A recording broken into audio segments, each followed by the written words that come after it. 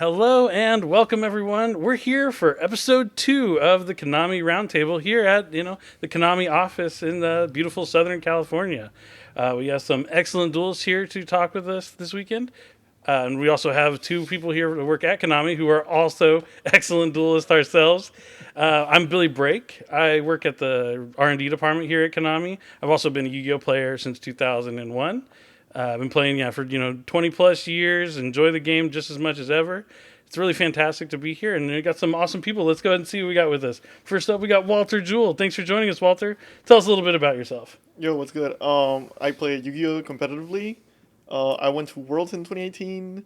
I won a Team YCS Mexico earlier this year. Definitely credentialed zone.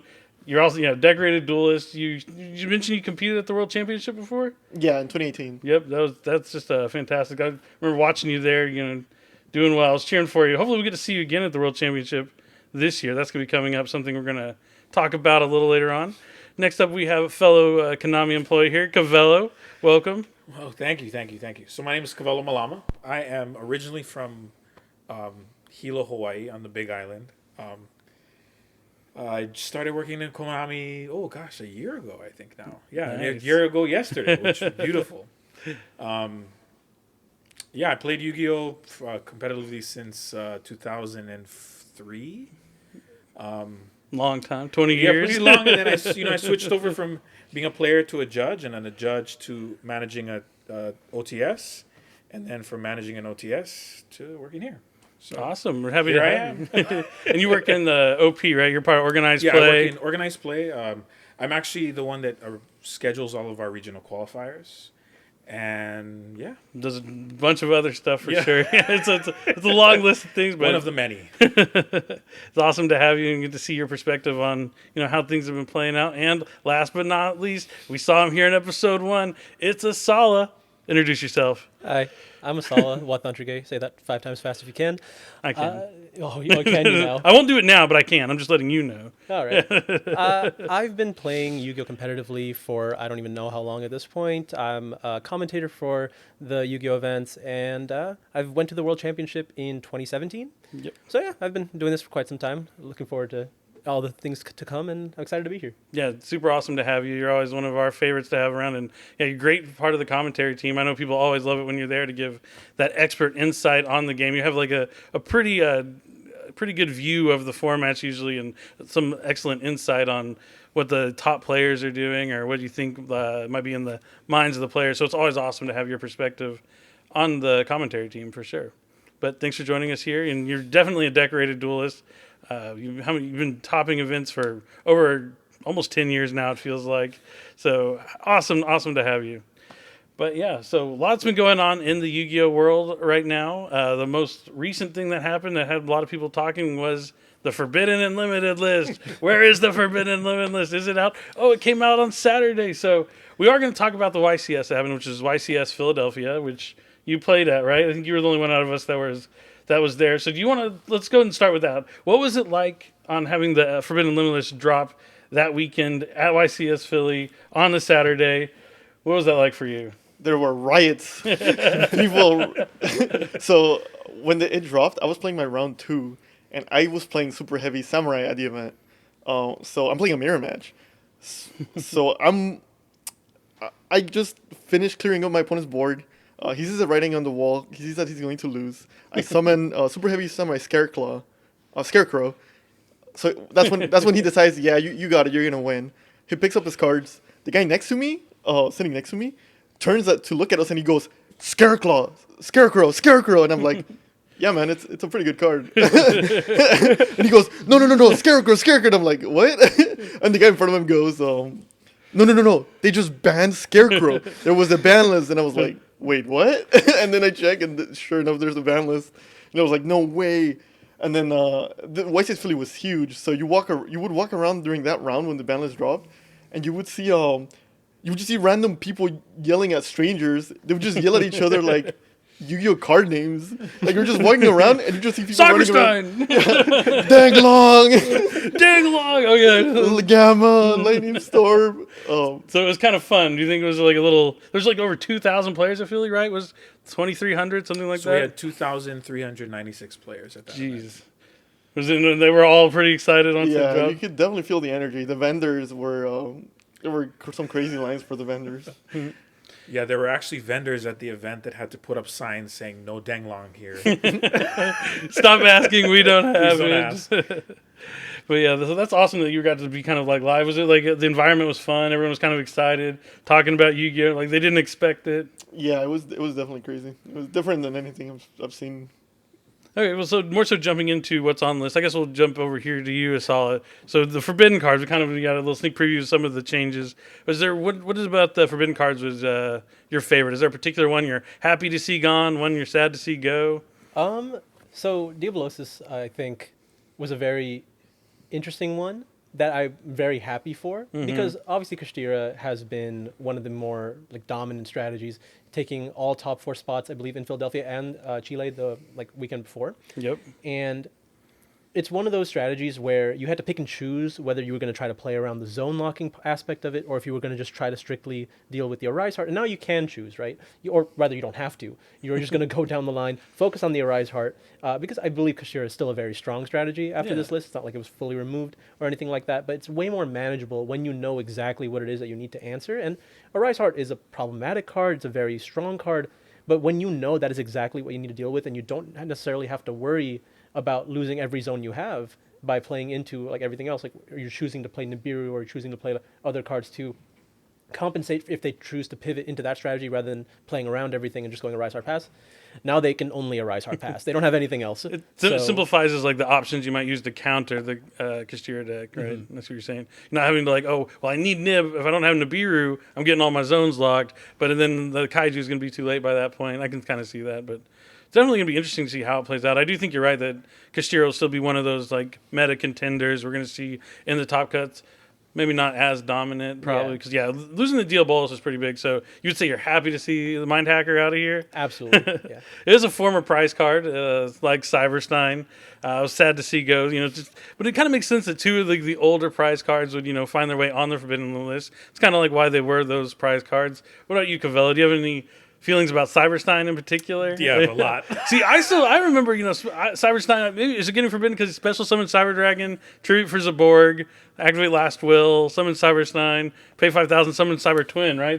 That's 8,000. That's why, right? It was. There were I mean, this is old school. Cyberstein has That's caused me so much. I don't know. Stress, I guess, would be the best way to say it. It was crazy when I first started playing. I remember people paying 5,000 lives, summoning Blue Eyes Ultimate Dragon, the original, and then attaching a Megamorph to it, and then you just die to 9,000 attack.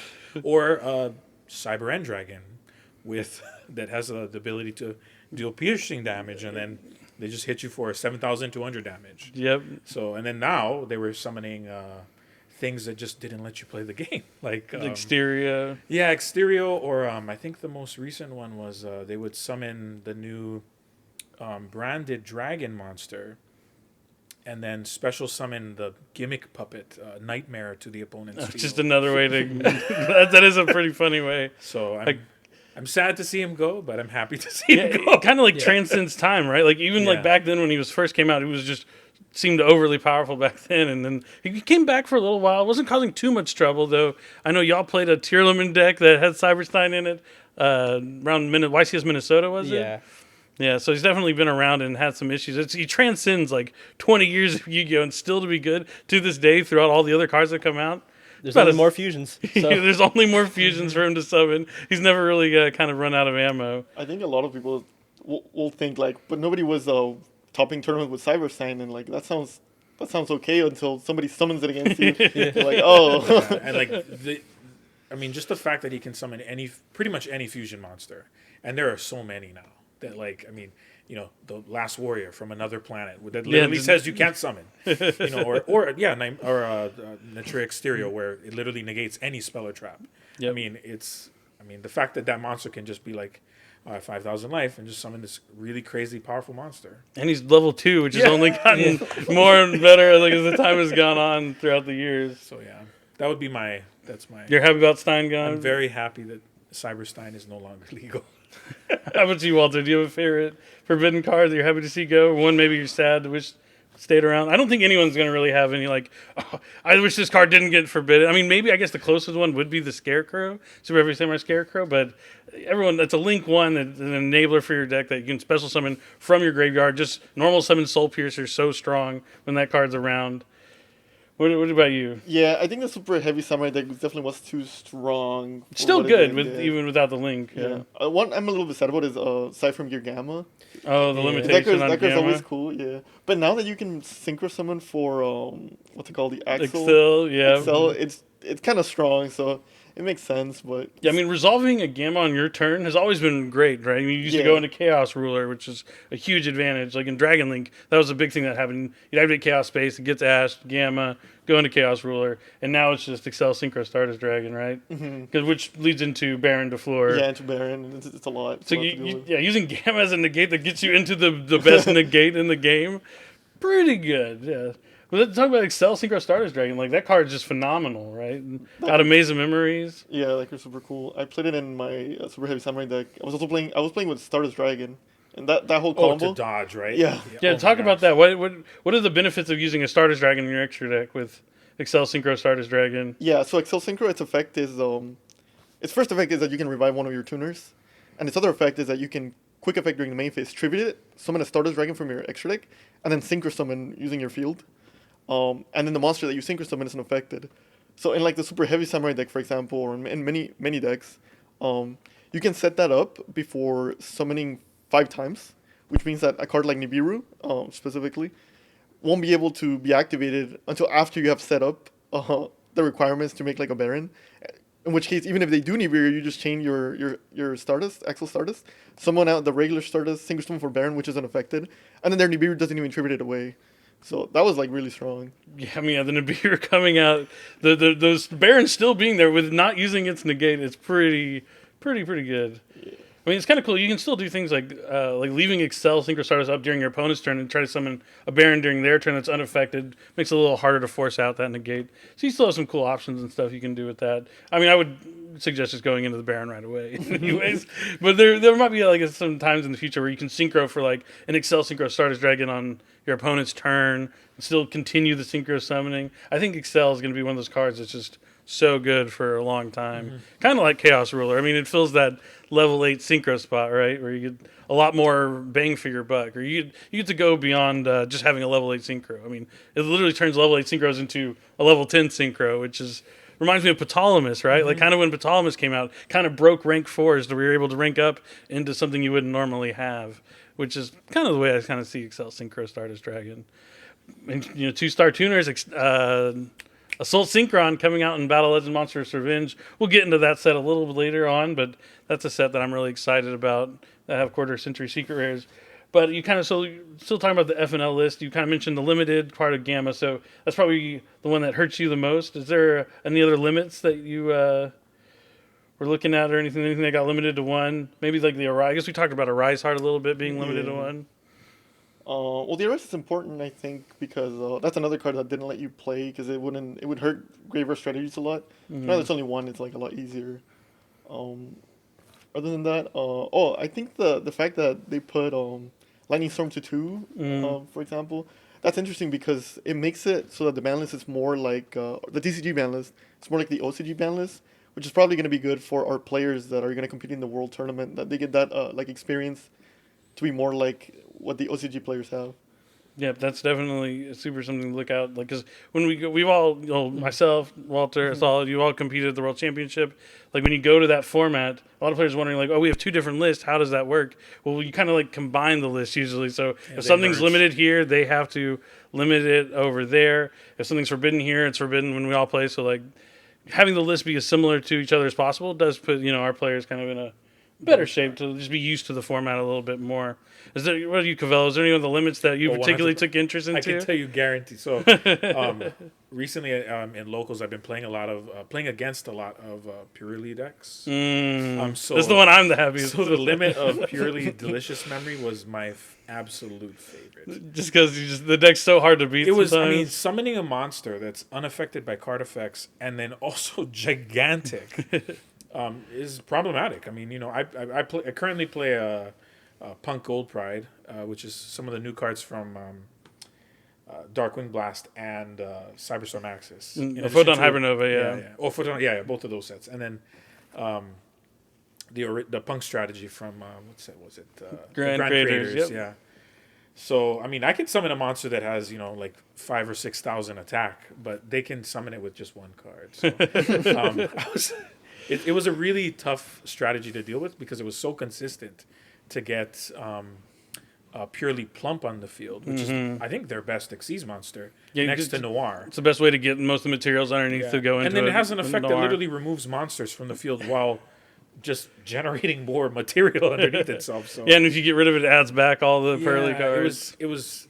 I mean, that card was just too powerful. So making it so it's less likely that it'll hit the field every single turn was really nice. Yeah, so with the My Friend Pearly has to reveal 3. I truly appreciate the list for affecting that deck.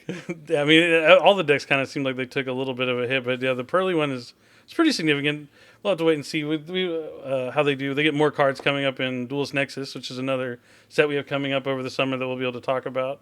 But yeah, definitely just see that deck take. It was really, really good, still really strong. But yeah, not being able to use My Friend Pearly to reveal 3 delicious memory hurts a little bit. Yeah, because the Plump access for sure. But how about you, Esala? Is there anything on the limited list that you were particularly like about it? Something you don't want to see limited to 1? I mean, like if we're talking about the cards that are limited, then obviously Gamma and Pearly were the biggest things. I thought Pearly was pretty early on, but like I'm not complaining about it. I just thought it was interesting that it would already happen.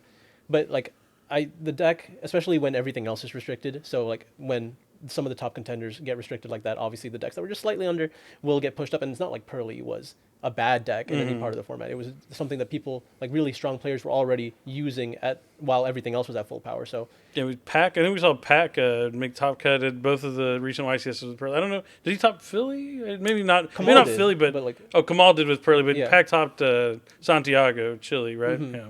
And it's just one of those decks where if My Friend Pearly is able to always get Delicious Memory, like the way that it has been, then it's able to do a lot more. And now they have to kind of pick and choose which line they have to use, which is going to restrict the deck quite a lot. And then it's getting more support later anyway, right? So it's not like the deck's going away. So I thought that was an interesting hit.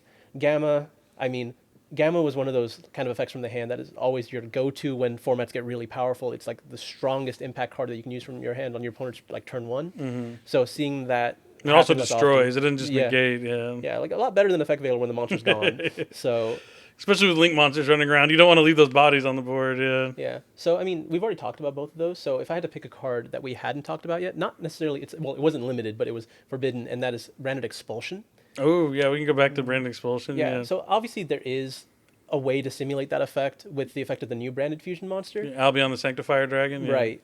But the trap card was a lot better of an effect, and there's a lot more that can interact with the monster that can interact with the trap card, and I think everything that Branded does is so interactive and fair, except for that. So I'm glad that's gone. Yeah, it doesn't feel great. I mean, and also just to have like 2 layers to the gimmick puppet issue is like, it seems a little more than, it's a lot easier to deal with one Albion than flip. Well, I have the trap. I have 2 layers to gimmick puppet nightmare that you have to worry about now. So yeah, I definitely can respect. Happy to see Expulsion gone. It's definitely one of the ones I was happy about because I mean I like the Branded deck. It's one of my favorite decks. I don't use the Gimmick Puppet Nightmare myself. I like using the fusion monsters. I like because like if you go first, you have Guiding Quinn, Blazing Cartasia, Mirror Jade. Like that's the new like. It's really strong because I mean the Guiding Quinn, Blazing Cartasia, Mirror Jade. You can fuse away the Mirror Jade, bring it back with the Guiding Quinn, make a Dragos Stapelia if you have like a Grand Ganol to fuse with on your field as well. So there's like a lot of cool things you can do with the Branded deck, not having to rely on the gimmick puppet per se, but you know, stopping your opponent from summoning monsters, like that's pretty iconic in Yu-Gi-Oh! If your opponent can't summon monsters, there's a chance you're going to be able to defeat them before they're able to beat you. So I got to respect it a little bit. Yeah, the one thing that deck did was unfair. So, but I guess when every other deck was pretty unfair, you kind of had to. Like, Branded could be the fair deck, but I had to resort to doing what everyone else was doing. And now everyone's kind of at an even playing ground until, we give it some time. Until Yeah. things get figured out and Yeah. things get solved a little bit and people start figuring out what like strategies are more consistent than others. But you'd say like the format's kind of wide open going into the NAWCQ. Yeah, I think there's a lot of room for people to explore right now, especially with like just new sets coming in as well, adding stuff to the mix. There are some new engines that people can try out. So I think because everything seems a little bit more open and there's no like set deck that you have to beat currently, there's a lot more that you can just try. Makes a lot of sense. Makes a lot of sense. I do like that. I mean, that's why everyone looks forward to, the Forbidden Limitless dropping because it's a shakeup of the format. It's, I held all these truths to be, real until now everything could be changed. Even if it's just like the quantity of like cards in the deck. And we go into like the semi-limits, like Kastira Unicorn, for example, going from 3 to 2 on paper, maybe like on the math percentage of how many times you're going to open it in a 5-card hand going from 3 to 2 doesn't change that much. But in practicality, when you're playing, you are going to miss that unicorn. There's a reason why you're playing 3, not 2 in your deck. There was a lot of semi-limits like this list this time around, kind of more so, lining things up with the way the format is over in Japan going into the World Championship is, something you mentioned there for the Lightning Storm. Is there any other semi-limits that were interesting to you? I mean, I know there's kind of a lot of polarization on semi-limits. Like, do they need to happen? How, much of impact they make? Do you have any sort of way you feel about any of the new semi-limits? Or are you happy that they're like Runic Fountain, I know, is one people are looking at. Also, it's semi-limited in Japan as well. Yeah, Runic Fountain definitely at 3, too much. 2, just right.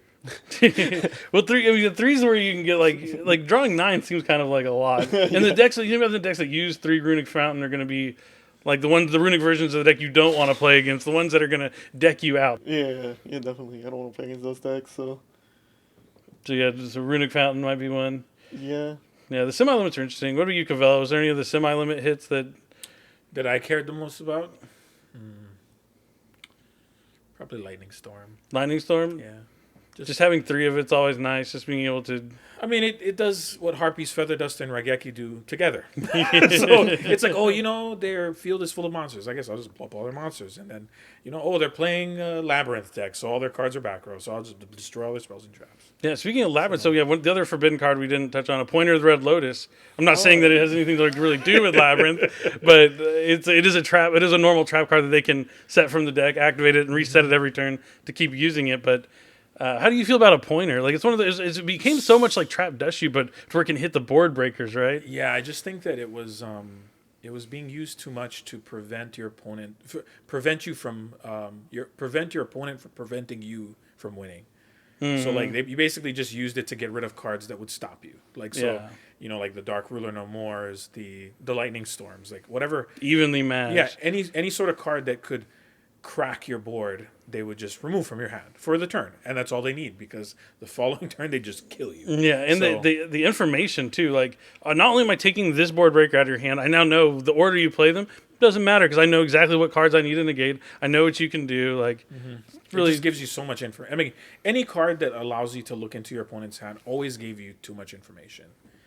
So yeah, I'm very glad that is also gone.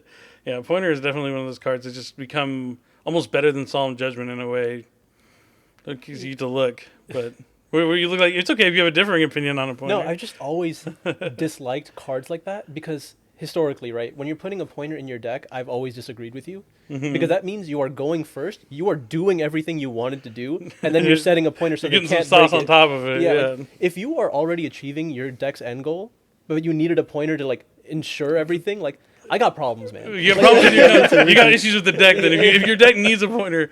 I mean, that's like branded, I guess, kind of, right? It's like your deck can do a ton of stuff, but except deal with evenly matched, like, appropriately. Yeah, like I think at that point, like, you've already accomplished goal number 1. Did you really need to do that extra step of making sure that they couldn't even breathe on It's you? about sending a message. Yeah, there's a lot of hate there coming from my opponent. I don't need all that, but like, I would rather have just a more generic card that didn't require me to have accomplished step 1. So that's all. Like, as far as deck building goes, when I'm playing those going first decks that really want to combo off or do whatever, I'm not trying to play a card that's only good when I did combo off. Because usually, if I didn't get there in my like step 1, and I have a pointer, it's not going to stop them from doing anything with their like big hand anyway. Yeah, it's more to counter cards as opposed to prevent them from starting. Yeah. Yeah, and usually when you're playing a big combo deck, because typically that card was played in combo decks. It wasn't something that was used in Labyrinth where you have less, like your opponent has less control of what's there. Usually when you're playing a combo deck, the cards on the field are the interruptions available, and when you play a pointer,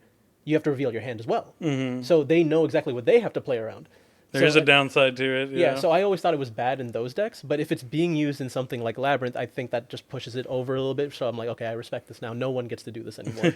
So yeah, it's definitely an interesting one, but just one of those cards. Yeah, it's kind of that trap dust shoot slot where it's like you don't necessarily need it. You might not play it, but when you do, it feels bad to be on the receiving end of it. I think every single time, it always feels bad. Like, oh, there went the one card I needed to, maybe have a chance to play. So, and then there was a lot of unlimits as well on the FNL list. I know my favorite, still on the semi-limits, the one before we go on the elements, Sky Striker Mobilize Engage. Went to 2. That has to be the biggest. See, don't tell me that semi-limits don't matter. When if I tell you, I'm going to put Engage at 1 or 3, I think you'd prefer it at 2 than 3. Like, being able to draw 6 and into 4, a little bit different, but yeah, well, I guess we'll just start around the horn. We'll start with Walter. How do you feel about Engage? But there is a new alternate artwork coming out in Battle Legends Monstrous Revenge that looks amazing. It's probably my favorite alternate art that exists. So you definitely want to keep an eye out for that. Yeah. But how do you feel about? Are you Sky Striker duels? Have you played Sky Striker in the past? No. Okay. So when I think of Sky Striker, I think at this point, it's probably not gonna dominate the metagame as much as it used to. Then I have flashbacks about every time somebody top deck Engage, just rip off the top, where I ended up losing the match, and I'm like, that's Yu-Gi-Oh, baby. The heart of the cards, you gotta believe. It's alright. I think it'll be fine. I think it's not gonna get too out of hand. Sure, if whoever wants to play Sky Striker, there's a lot of Sky Striker fans. Go for it. They have a chance. Now, how do you feel about Engage? Is there a different semi-limit maybe? I know Engage is my semi-limit, my favorite one. I agree with Engage. I think that's also a really, what is it called? Polarizing card. I know that they got new, Sky Striker had gotten a new quick play spell in Magnificent Mavens. Linkage, Linkage, that lets them cheat into play a link monster while also sending a card to the grave. Yeah, lets you get in there for a ton of damage. Yeah, so they basically can fuel the grave for Engage to draw them an extra card and all that stuff. And now with 2, you can engage into an Engage, which is scary. but fun. Yeah, I mean, I'm happy that cards like Mystic Mind don't exist. So Sky Striker doesn't have to be ignorant.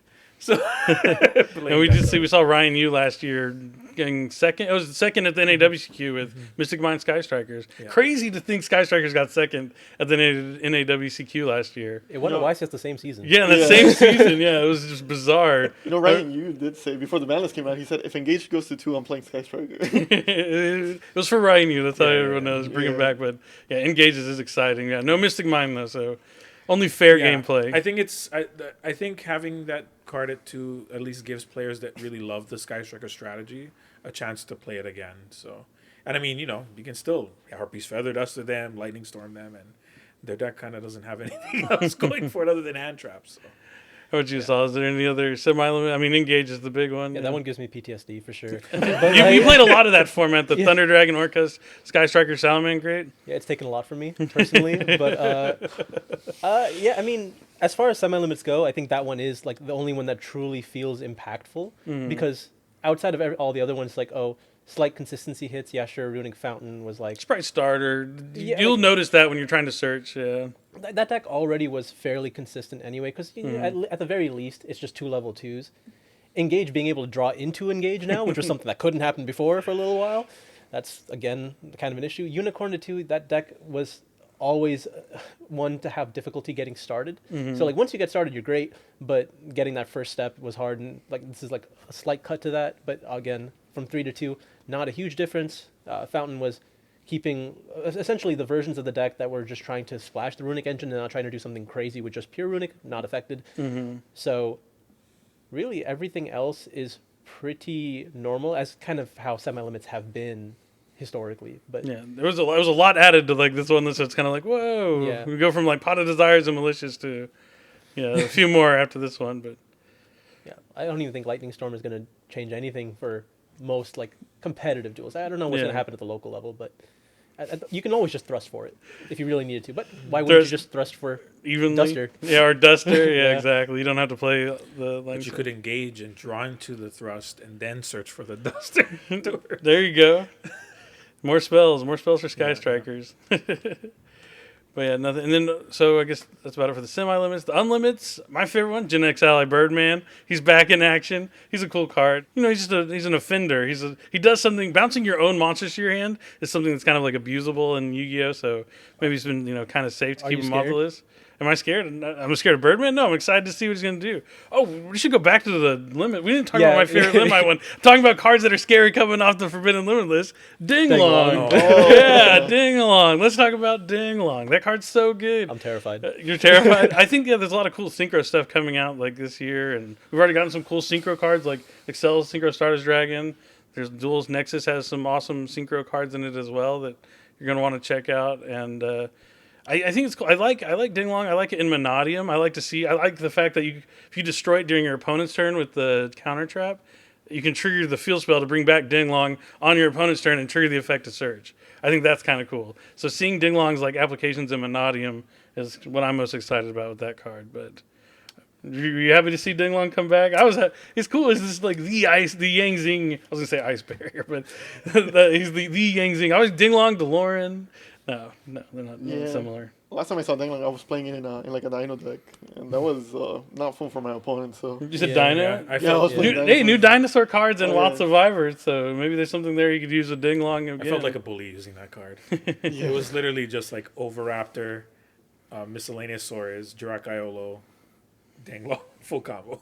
yeah. So it was a lot of, It classic. felt The classic dinosaur deck.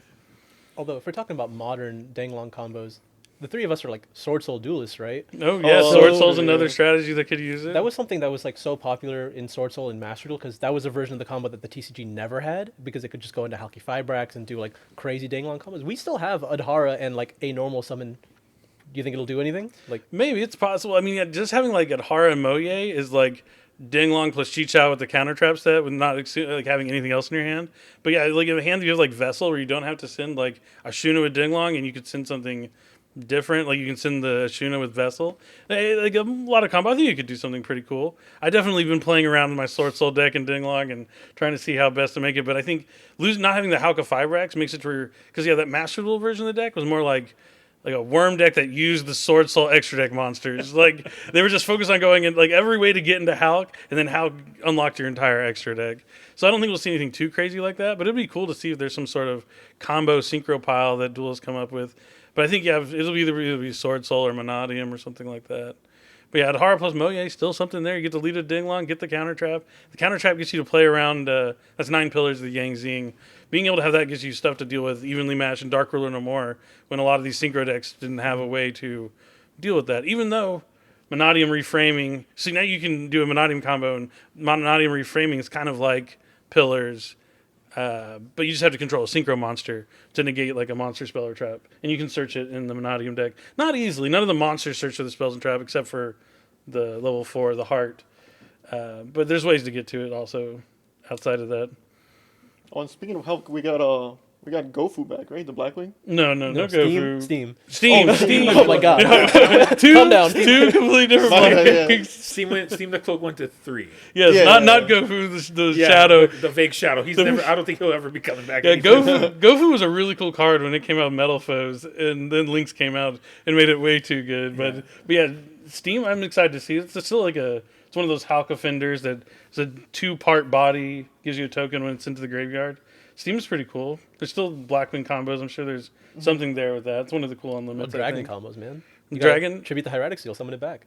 Okay. Summon any dragon from your deck. That's not bad. That's usually that's the biggest offender of it in like recent times. I don't know. There's probably some more stuff you can do now. Oh yeah, because you can play it in Dragonlane if you wanted to, because it's a wing beast. And because they use Dragon's Ravine, they can dump it into the grave. No, that's kind of cool. Yeah. Yeah. So like, I think the thing with this list is there's just like a lot of things you can do, a lot of ideas that you can get inspired from this. Like, it doesn't feel like one of those lists where it's like stopping you from doing things. It's enabling you, like giving you some ideas. Maybe like there's somewhere you can go with this, and I think it gets for like a really exciting format. But yeah, is there anything last thoughts on the Forbidden Limits? Like, all right, let's do overall thoughts on what you thought about the list in general. We'll start with you, Walter. I didn't think it was a bad list. I thought it was a good list. Some change. Yeah. And you were so in this previous format you played Kashtira, you played Super Heavy Samurai. What are you looking to play now, going up into this new format? I hope I can play a Dark World. Dark World's a cool deck. Oh, we got a Dark World duelist over here. Yeah, now that you don't have to worry about double Rice Heart. It's a little got a little stronger, maybe. Yeah, maybe. The things that stopped it got a little weaker. Yeah, sure. So you're looking at Dark World. That's always a fun deck. It's one of those decks that you just keep on going and keep pushing through, and it can run out of steam on its own, but like with the right deck construction, it's pretty solid. Cerulean Silva, is that what you're looking at? Yeah. That's awesome. What about you, Kawelo? You play a bunch of different I play decks. whatever deck but is in my house. So I'll just build random decks and play. Is there anything this new list inspires you to play? Yeah, which deck did I just pick up? I think I rebuilt Sword Soul because of the Danglong coming back. Mm-hmm. So I thought that would be a cool strategy. I still had Sky Striker, so updated. The other card that was unlimited was Sky Striker multi-roll. Yeah, the multi-roll. So getting engaged to that card at 3. I mean, it's pretty good. Making it so that all your spells can be responded to. I think that's a pretty powerful. Yeah, you can't ash that engage if you've already multi-rolled. Yeah, multi-roll Area Zero, the classic. Summon Ray from my deck.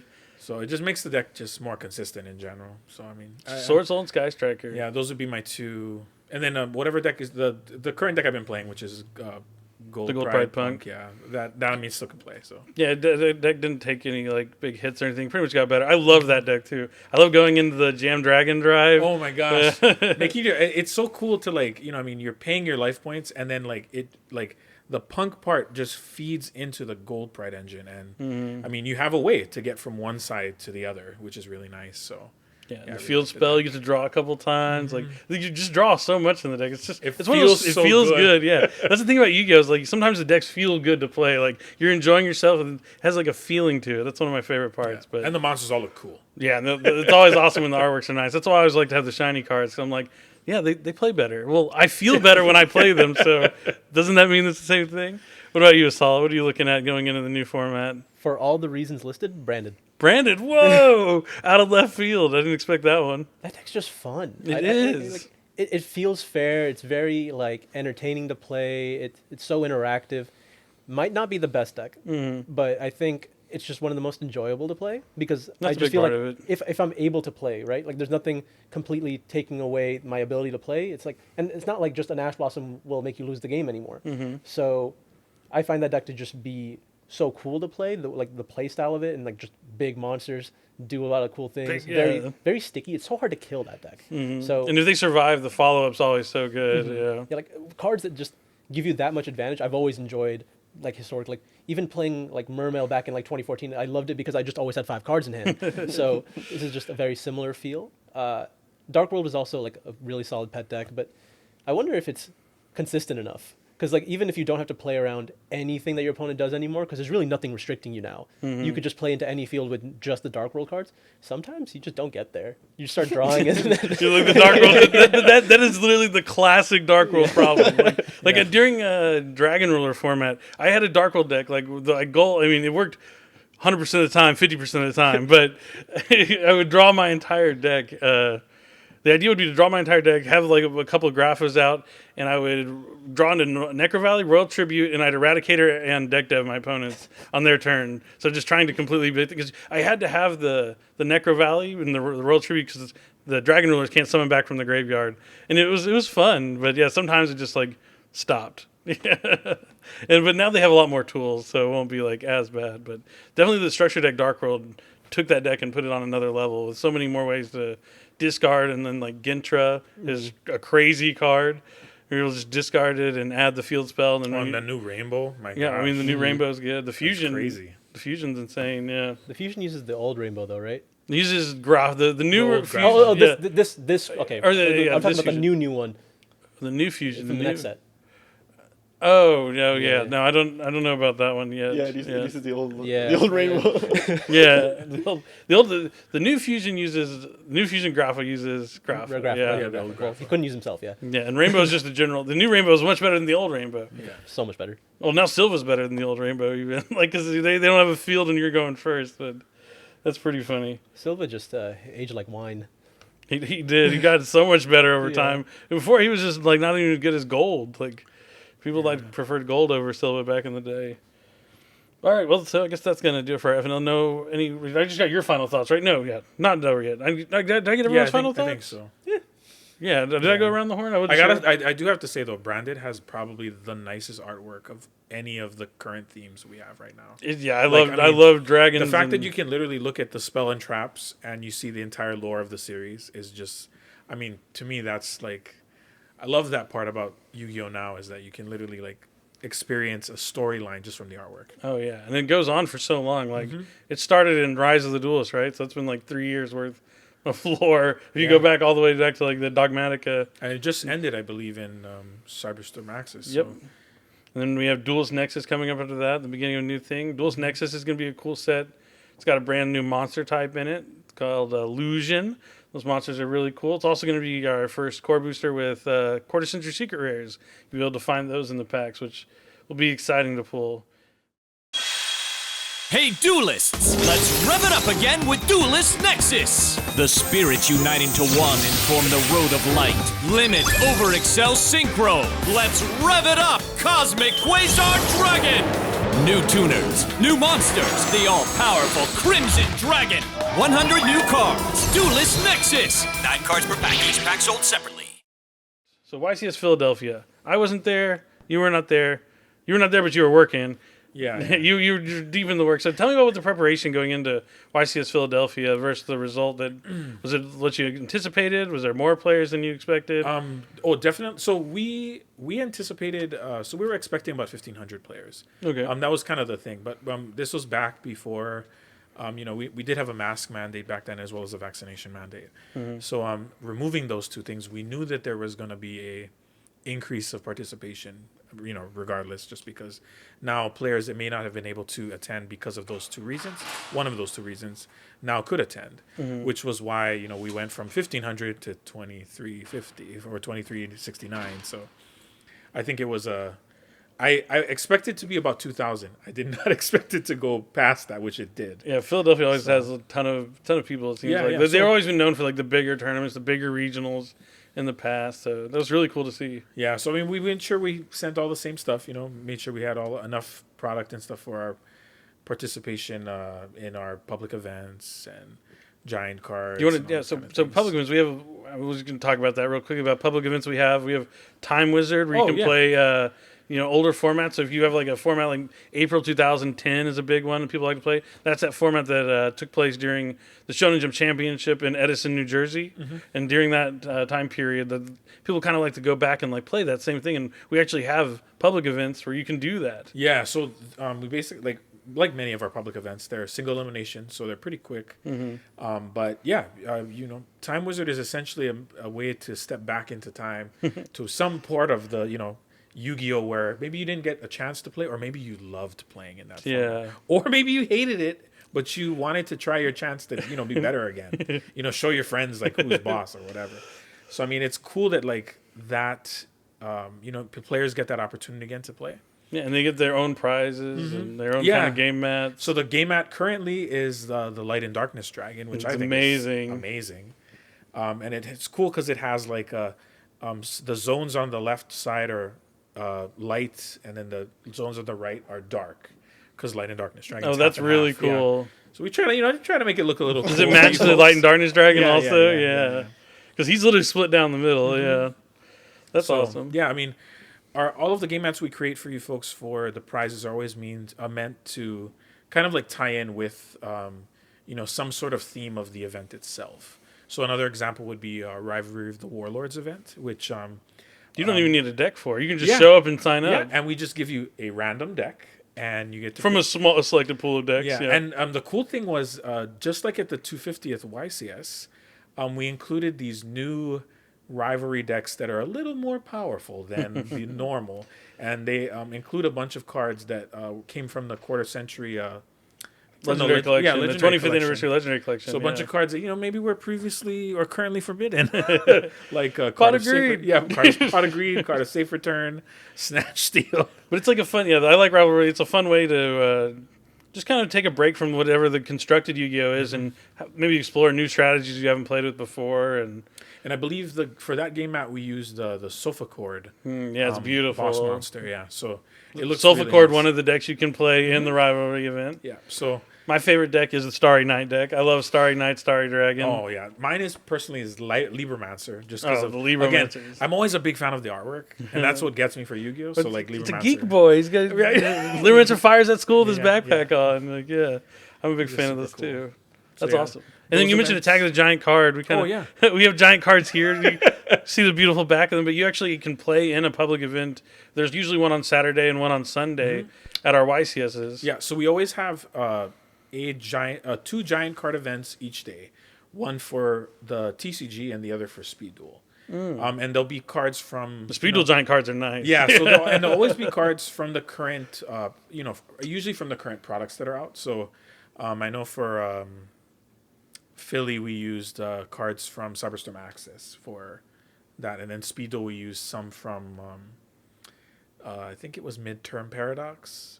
And things like that, but Ojama King. yeah, so all kinds of cool stuff we use all the time. So And yeah. Speed Duel, just in case you don't know, Speed Duel is similar to the TCG. You can use Speed Duel cards in the TCG, but you can't use TCG cards in Speed Duel. Yeah. They have like their own little watermark on them that says Speed Duel, and it's like a smaller format where you have to bring your own deck. But I don't think we have. Sometimes we have Speed Duel constructed, but not recently. So we do offer Speed Duel constructed tournaments. At Sealed. Yeah. Yeah. Well, yeah. So constructed, we offer at our YCSs. So if you have a deck, please bring it and play it. And you can. They have awesome prizes that are also specific to those So events. you can win one of 3 Winamats, which I believe the first one is Marek and the Winged Dragon of Ra, Jaden and Elemental Hero Flame Wingman, and then the last one is Aster Phoenix and I think it's Plasma? Destiny Hero Plasma. Yeah. Yeah. So I mean, all those are pretty. I think they're pretty nice. The game mats. Astromat is really nice. Yeah. So, I mean, you can win any one of those 3, and you get to pick, which is I think the coolest. But it's more of like a simplified version of Yu-Gi-Oh! It's going to have a limited card pool that's And a you little get easier a to get into. Skill card. That was, I think, the biggest kind difference. of defining thing. Yeah. Yeah, you have like a skill card that can help you in the duel and be like, once per turn, you can boost your monster attack by 500. Yeah, or This I is a can- simple one. I can bring a polymerization outside the game to fuse my monsters. So yeah, I mean, we have we try to give out and we also offer some digital game events as well, like Duel Links Master Duel. and Master Duel. Yeah, so Yeah, you're just talking. There's a Master Duel main event now at our YCSs, right? or this would be remote duel our, YCS even. Or so at our remote duel events. So we've been having we created this new series called Remote Duel main event series. So it's similar to our extravaganzas where we have a number of main events. So at our extravaganzas we have a TCG main event, Speed Duel main event, Duel Links main event, and now we added Master Duel. Nice. So at our main event series, which are hosted by various OTS stores all over the country and in Canada, and they basically host our events for us, and you can play in a Speed Duel main event, a Duel Links main event, and now we just added our Master Duel to this one as well. And you get all kinds of cool prizes, including the Master Duel game mat that's on this table right now. Yeah, prizes you can only get from playing in these specific events. Yeah, and if you always want more information to be like, oh, what is he talking about? Yu-Gi-Oh!-card.com. Select your region. Go to events. There's always FAQs for every upcoming tournament, and those FAQs will give you all the information you need. They give you the list of prizes, what kind of tournaments are being run, And the schedule too. Yeah, and the schedule exactly. So definitely always keep an eye on that if you're interested in other ways to play Yu-Gi-Oh! Beyond the TCG. Even though the TCG is fantastic. Like, I advise anyone that likes Yu-Gi-Oh! That's been maybe used to play. If there's a YCS in your area, a regional even, stop by, see what's going on, just check it out. Because I always have the time of my life at these events, and sometimes it's like exciting to see a bunch of similar people just all in one place having a good time playing events. But there's so much more than just that main event. And I'm sure there was plenty of those events ran at YCS Philadelphia this past weekend. Yeah. So I'm going to move on to the one man that was there. We did cut to top 64. And what place did you come in? 66. Oh, okay. So not quite, but almost. Yeah, were really close to making that top cut. What was the event like overall? Was it fun? And you mentioned we had 2,300 something people. Any thoughts over the event? It was huge. There was a lot of people. There was good vibes. The band list spiced everything up. Philly's a cool city, so it was cool to go there. Yeah, Philadelphia has a lot of history, and a lot of America's starting points are there, right there. Independence Hall, and yeah, it was a great event. yeah, so you had fun. Yeah, I had a lot of fun. I think You would have had a little more fun if you were 2 spots higher, maybe. I'd have played longer for sure. It was great as always. YCS are always fun. Like we were saying, like they're just big Yu-Gi-Oh conventions basically. Yeah, like, there's always something to do. You don't have to think you're like, if I don't win first place, it's a bust. Yeah. yeah. I wasn't upset about like not making the top cut just because I saw playing, because I was still there with my friends. I was hanging out. There was lots to do. So This kind of just leaves us with upcoming products, which we can go over. Wild Survivors just came out. That was a big one. Do you have anything you're excited about Wild Survivors? One of the 3 themes. We have the cooking theme, which is the Hungry Burger, the Nouvelle, the dinosaur cards. It's hard for me to call it a theme because it's just a few. There are only like 7 new cards, but new cards that enable the dinosaur deck that we all know and love, and Vanquish Soul, which is my favorite theme from Wild Survivors. yeah, I think dinosaur support is always cool. I mean, last time we saw dinosaurs do well at a competitive level, it was at the Team YCS, right? Yeah. This year when Silverman won with Dumb Couch in them. Oh yeah, Scott, Silverman, and Couch. Silverman and Scott both used the dinosaur deck, the Ghost Deck and Dino deck. Oh, I just meant like this year because Silverman's. How old is he? Huh? He's older than me. He's one of the few that is older than me. Yeah. Oh, I get it. Oh, because he's a dinosaur. And that was like, I still didn't get it. I was like, oh god, we're just extinct. Is that old to you? Walter's a kid. He's making fun of us older players just being dinosaurs. But we still. It's nice when we have our old toys around. Yeah.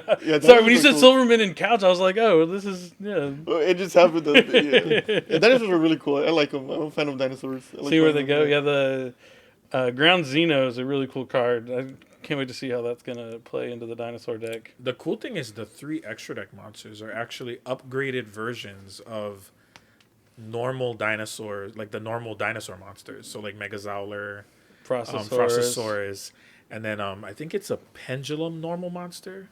That's the new Xyz monster. Mm-hmm. It's not Dragoons or Draconia, is it? That's like Lancerosaurus. That something one, like that. So it's just really cool that they took these normal monsters and like upgraded them as these extra deck monsters that are more powerful. Yeah, I mean, also all the dinosaur collector rares are really cool too. The Oviraptor, Ultimate Conductor Tyranno, super pretty. So you're most excited about the dinosaur card and see how that's gonna bring them back to life, or if they're gonna. I mean, they're wild. They survived in the wild, so. Let us see. What about you? You excited about the definitely dinosaur Hungry Burger. Okay, Hungry Burger. I mean, it's such a ritual deck, but it's really they're cool. They're pretty good. Yeah, they're all based on food, which I love. I love the names of the spells. Yeah. Oh my gosh, it fish recipe. It is my just the artwork is great. It's just and I always go back to like what the cards look like. So like to have it like reference, and then the fact that you can play Hungry Burger, I think it's just a great thing. Yeah, you climb up all the way to the top chef, and the top chef's ready to serve you that Hungry Burger and tributes all those monsters off your field. It's a cool theme. Amazing deck. Got to get that collector rare Hungry Burger, right? What about you, Esala?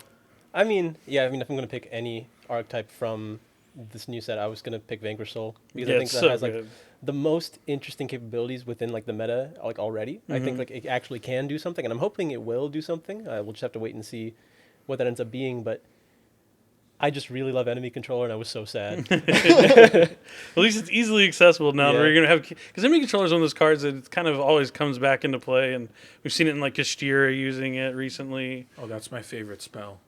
It's of all time. Like I think I won like probably the biggest tournament I played in using winning with enemy controller. It was just like they're like, oh yeah, you just wiped my board. I'm still alive. I'm like, oh, enemy controller, steal your monster attack for game. that was enemy controller is just so decided. So what's it called? Flexible, yeah. It can do so much, so little. Like even if you're in a bad spot, just putting your opponent's monster in defensive mode on an attack could like help you out. But so you wanted the CR enemy controller. Maybe we'll get one in the future or something. with looking shiny or sparkly or something. I still like the secret rare ones that are out there. Sure, But yeah. I just want a little extra. I can be greedy, right? Every now and then. we have VS. I'm excited. Link 1, like when you see a theme has a Link 1, probably something there, right? Especially when that Link 1 special summons a monster from your hand or adds it from the graveyard. It just has like a lot of the cool things that are good about Yu-Gi-Oh cards, and I love the artwork on the Vanquish Soul cards. Like, Oh, yeah. they look beautiful. Dr. Madlove, I love purple. I love the way it looks, and kind of has like those arms that kind of stretch out. But And there's the dragon too. Yeah, the one that has like. Kaiser. Ace Yeah. monster. It is a really cool one. So Battle Legends Monsters Revenge is going to be our first booster set that's going to have quarter century secret rares that you can just pull out of the pack. We kind of previewed them with that Legendary Collection 25th anniversary where you're able to get the one of the 6 as a promo card in each one, which I think people liked. It was pretty cool. Kind of added some variation to when you open them. Like, oh, did I get one of the Egyptian gods? Did I get Blue Eyes White Dragon? You know, I kept pulling Red Eyes every time I opened one. But I like Red Eyes, so I was happy with that. But yeah, seeing those in the set, we were talking about Sky Striker Mobilize Engage that has a new alternate art, which looks amazing in Battle Legends Monsters Revenge. So I'm really excited about that. Do you know, have you ever looked at the product page and kind of see what's coming? I know it's not out yet, but I think there's Zeus, Dante. Yeah, I saw some of the reprints. I think the Battle Legends reprints were always good. But now that you mention it, I realize what you can do is you can have one Engage old art, one Engage new art, and that way you know which one is the one that just got semi-limited. There you go. Do you know you can visually see the difference and impact it makes in the deck. That is so funny that you said that. I love that. Yeah, I just realized that now. But yeah, I always like the Battle Legends always have really good reprints. Especially when you like bling up like your. A lot of times you get blinged up versions of older cards that didn't have like a high rarity before. So you get to rarity upgrade a lot of your cards. So like Dante, Dante's getting a quarter century secret rare. That's so cool to me. Like it's just one of those iconic cards, and there's even more that will be revealed later on. What's in Battle Legends Monsters Revenge, but I'm really excited about this set. I think it's going to be a very good one. Yeah, I think Battle Legends never miss. How about you, Kawelo? I know you don't know too much about what's in it, but is there anything from what you know that you might be excited about? My only hope is that there's an elemental hero. I've been playing another one of my favorite decks is the hero deck. So I mean, any new hero monsters are always my favorite. So I think we revealed Arm Neos is in there, so you might. Oh yeah, that'd be cool. That's a fusion of like, Arm Dragon and Neos. Yeah, that's so cool. So I have a few polymerization my Dark Arm Dragon. Neos took a second to chazz it up. Yeah. So yeah, I think that would be that's probably one. Oh, and Assault Synchron. I think that's definitely. It's like a little bird flying a mech suit. Like I just love it. Its effects are wild. I mean, just being able to special summon from your hand at the cost of 700 life points. And its only restriction is you have to synchro summon while it's face up, which is exactly what you're gonna do. It's kind of like that Sword Soul token restriction. Like, oh no, I can only synchro summon. What will I ever do? I guess I'll synchro summon. How about you, Esala? Is there anything you might be looking forward to? Maybe just the quarter century secret rares in general, just to see what they are. Yeah, I'm looking forward to see what actually comes out of there, because that's one of those sets where like the exciting part is that what we don't know yet. So we just have to wait and see, I guess. Something that's coming out in July also is going to be the boosters of the first few sets. So Legendary Collection 25th Anniversary had LOB, Pharaoh Servant, Legend of Blue Eyes, White Dragon, Pharaoh Servant, Spell Ruler, Metal Raiders, and Invasion of Chaos. Yeah. It also had Dark Crisis. There won't be an unlimited booster for Dark Crisis, but the other 5 are going to be sold this summer as standalone hobby box boosters you can buy sealed. I know personally I want to get one of each just to have on display for me, because like the old booster boxes had like the card arts on the side. So if you stack like Spell Ruler with Pharaoh Servant, like you get to stack like Relinquish next to Thousand Eyes Restrict like on the side of the box. So I know I'm already looking to do that. Obviously having like a Legend of Blue Eyes White Dragon box is crazy. It sounds sealed. I mean, they are unlimited boosters. They have that little 25th logo on the booster box, but I'm pumped about them. I'll start here and go around again. It just seems natural. Is there any one of those that you're looking to get? Are you looking to get all of them, or is it something you'd want to open or maybe keep as an art piece? I know it's an art piece for me, but definitely going to bust some open. Yeah, I think mostly for collectible reasons, but also randomly, a lot of people that play Time Wizard formats, there's some cards that are just hard to find that you can probably get out of there. Like, I don't know, I think Delinquent Duo is hard to find sometimes. Yeah, Snatch. Yeah, some of those cards. Painful choice. Yeah, painful choice. they're so old that sometimes you just can't find them. But Spell Ruler lives up to its name. Like the spells in there ruled. Like they were so good. It's crazy. Like they all came like Delinquent Duo, Forceful Sentry, Painful Choice, like all from there. Obster Goblin? Upstart Goblin? Yeah, I think it might be. Yeah, Yeah, it's Space Typhoon.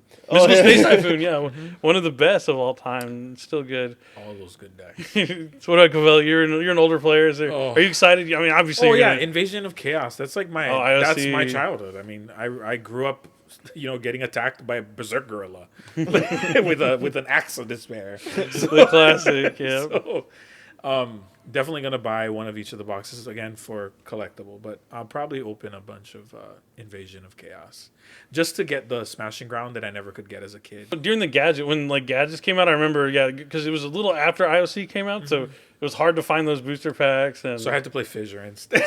you just use them all. It didn't matter because every single time I activated it, it still killed the same monster. It did. So. Yeah, I remember that time period. So yeah, so IOC digging for Smashing Grounds, not even going for the foils, looking for the commons, Looking for that you can Smashing send in Ground. a time machine back to younger Kawelo and be like, "Here you go. I know you're gonna need Yeah, I'm these."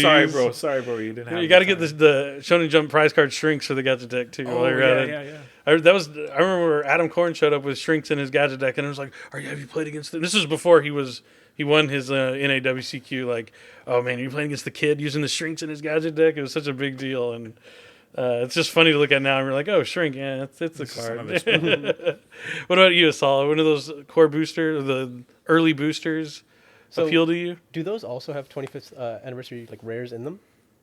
No, it's just they're the unlimited boosters. Yeah, they're not the sets themselves aren't updated with anything. It's very close to the original boosters. Okay. Then yeah, I mean I'll probably just only have them for display purposes because I feel like if I open them, I'll just feel bad about it. I just want to. Because you'd be like, oh, my art pieces. Yeah, I'll just keep them there and look at them for years to come. That's and what then I'm maybe gonna do. get bored and open them later. I mean, that's the problem. Is if it's sitting around, you're you get the itch to open them. You're like, but what if there is a secret rare in there? Yeah, that's You look at Chaos that Emperor ILC, Dragon, or that's another card I never had when I was a kid. Was Chaos Emperor Dragon. 'Cause Me it either. was- Well, my brother had it. I didn't. I refused to play with it because I hated it. Oh. I was one of those kids. I grew up and still play to this day. If there's a card I don't like, I don't use it because it's not fun for me. Yeah, no. If the card made me mad, I was like, I can't get mad at someone for using Chaos Emperor Dragon against me if it's in my deck. That just doesn't make sense. The first tournament I played against this guy that had basically all those cards: Chaos Emperor, Soldier. and I think all I had was BLS and Dark Magician of Chaos, and I was able to beat him, which made me feel so it was my first ever tournament win. And it was the biggest event in Hilo at that time, a long time ago. Nice. This is in 2003 or something like that. So. Yeah, at the first U.S. Nationals that was at Origins in 2004. I was a kid. I lost the very first round to a top deck Chaos Emperor Dragon. Won all the rounds in between till the very last round, and I lost to this guy named Sang Bui who ended up making. I don't know if he made the top 4. He made the top 8 because it cut the top 8 at that first time.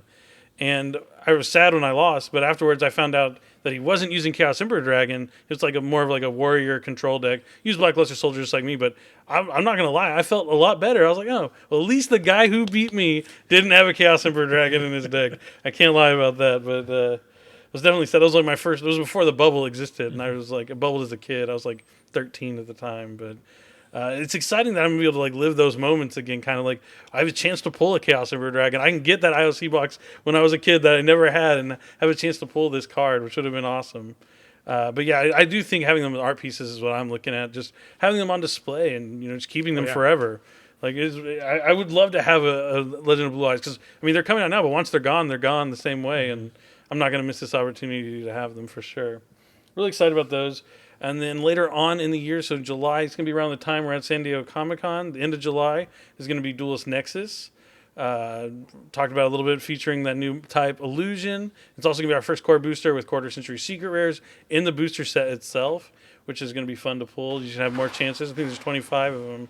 So you're going to have plenty of times to get really cool shiny cards and more chances for players to have their cards specifically shiny. Because, when you're looking at 5 Starlight rares, you're like, well, there's only 5 of them. Now there's going to be 25 quarter century secret rares. Not a Starlight rare, different rarity, but equally as pretty, shiny, and exciting to pull. And it's going to be cool to see just having more of those options. At least that's the way I'm looking at it. I know you may not know too much about Duelist Nexus. Is there anything that you've heard about from this set that you're excited about or looking forward to? From the few cards I saw, right? The little mini power tool guy. Fantastic card. Yeah, I always loved the 5Ds era to begin with. That's the one that got me into the game, truly to start playing. Sure, Synchro Man. Yeah. I think like the way the game sped up like that just made it way more interesting to me. So I'm looking forward to all those cards always. Nice. Anything you're looking forward to? Oh yeah, dude? the Crimson Dragon. Yeah, the Crimson Dragon. We have that is going to be the premier event card. Yeah, it's our premier promo. So it's the Crimson Dragon. I mean, we've had the fake like Ultimate Tzolk'in. yeah, there's all these other versions that aren't real. This is the real deal. And it's good. Yeah, and it literally summons one of the signer. You can summon one of the signer. Swap dragons. out Stardust or Excel Stardust. Any one of those cool dragons. So I mean, just the fact that we're making the Crimson Dragon into an actual card is super iconic and awesome. And I love the fact that its effect is nice. Like swapping out a level 7 or higher dragon with a different one, a different synchro. Cool stuff. What about you? You looked into Duelist Nexus at all? Still a little too far off? With the players, I'm always like, okay, if it's after the next tournament, I'm assuming they haven't like looked at it yet because there's only so much information. You want to make sure you have everything honed in for your next tournament. You don't kind of like fill your mind with too much of that extra information. Well, it will be good in the future, but I never know like where they're at with that. Is there anything maybe you're looking forward to? Yeah, I think there's more Dark World cards coming out. In there. Oh, I think there's one of the Dark World spells or something like that. Yeah, I'm a Dark World fanatic, so I'm looking forward to that. Awesome. I also know there's more like what's it called? I forgot the name of that archetype. The Manadium. Manadium. Oh yeah, Manadium, yeah. Manadium gets a big boost in that set for sure. Yeah, and I also like Synchro Summoning's cool because you have to count stars. Oh yeah, the new monster in that set is like it's another one in those little globes, and it's based on Kashtira. Oh, the level 2 tuner. Yeah, that one can special summon any of the other Manadium tuners. It's really cool. Yeah, I'm really excited about the Manadium cards in Duelist Nexus. It definitely takes that deck. It's their second wave of support, so it's going to always help it. Anytime, like when we look at Kashtira, their first wave in was it Darkwing? No, it was Photon Hybernova. No, yeah, their first wave was Darkwing Blast. Yeah. And then their second wave was Photon Hybernova. Took the deck from being like, oh, we're just going to play Fenrir and things to now it's a huge meta contender that you have to deal with. So always looking for the second wave for the themes is always exciting, and I'm happy to see where it's going to go after Duelist Nexus, especially now with Dinglong being one of the tools Manadium has. I'm a big fan of Manadium. I like Visa Starfrost a lot. It's just one of those cards that's really cool, kind of like an enabler to do so much, and there's a lot of cards that mention Visa Starfrost, so anytime you have something that can add something that mentions Visa Starfrost, you got a plethora of options, which can lead to some deck diversity and some cool things. I mean, that's my favorite way to play Yu-Gi-Oh! Is kind of like off the cuff. I don't want to be locked into doing one thing, the same thing every time. Like I like Prank Kids. It's like a really strong deck, really good, consistent, but like you're doing the same thing every single time. I like to have a little bit of variation, a little bit of where I can freestyle my plays a little bit. That's why I like Punk Gold Pride. Yeah. Punk Gold Pride, you can freestyle a little bit. Yeah. Dragon Link is another deck like that where you can kind of wing it along your way. You just have to get monsters onto the field. I know that's been one of your decks. Yeah, you've any done deck well with a lot in the of past. options is always Branded good, right? too. Brandon's another one that has a lot of options. Yeah, Yeah. it's kind of Brandon has a decent amount of options. At least a lot of different ways you can go about getting to the You can same make all place. these different dragons. Yeah, like especially now you're gonna fusion for the Sanctifier Dragon. You're gonna go. You could still just do the basic, go into Lubellion, or you're gonna go into Albion to start banishing things. Definitely different things you can do. Kashtira, sometimes you search birth, sometimes you search POC. You never let them know your next move. Ooh, you don't know what's coming. It might be a level 7. Birth, yeah. Kashtira Birth is really good. Kashtira Birth kind of like any limitation that Kashtira has, Birth fixes that problem. Like, I got a monster stuck on my field, so I can't spell something else from hand. Well, now I can normal summon them. Oh, you got rid of my monster? I can summon it back from my graveyard. Oh, you banished my monster? I can like Birth is the big band-aid. So yeah. much. I mean, people don't even remember. I mean, the fact that it can also banish cards from your Oh yeah, the graveyard. If your opponent activates a spell, like, I'm activating Engage. Yes, I have 3 spells, and like, I'll just And they're remove the rest of them. So you can't and do it they're again. gone. Yeah, that's a good one. This is so funny.